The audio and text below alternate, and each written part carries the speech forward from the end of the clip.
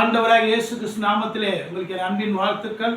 இந்த நாளுக்கான இன்றைய மன்னா 1 நாளாகமம் புத்தகம் 12ஆம் அதிகாரம் 22வது வசனம்.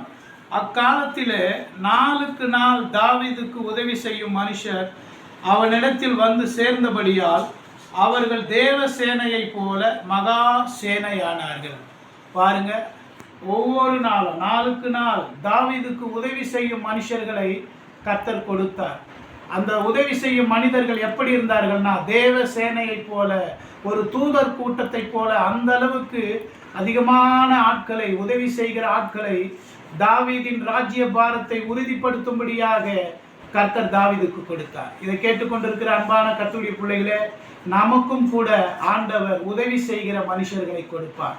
நம் வேலைகள் ஊழியங்களில் நமக்கு உதவி செய்யும்படியாக நமக்கு ஆட்களை கொடுத்து ஆண்டவர் நம்மை உற்சாகப்படுத்துவார், நம்மை ஆசீர்வதிப்பார்.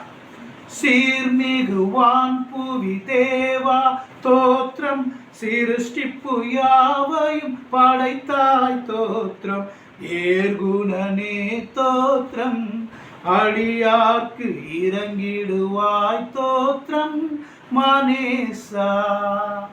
ஆண்டவரே, இதை கேட்கிற ஒவ்வொரு மக்களோடு பேசுங்கப்பா.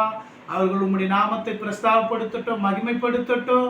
உதவி செய்கிற மனுஷர்களை கொடுங்க, ஆசீர்வதிங்க. அடியன குடும்பத்தார ஆசீர்வதிங்க. உதவி செய்கிற மனுஷர்களை கொடுங்கப்பா, உயர்த்துங்கப்பா. இயேசு கிறிஸ்து மூலம் பிதாவே, ஆமென். கர்த்தர் தாமே உங்களை ஆசீர்வதிப்பாராக. தொடர்ந்து எங்களுக்காக ஜெபியுங்கள். ஆமென்.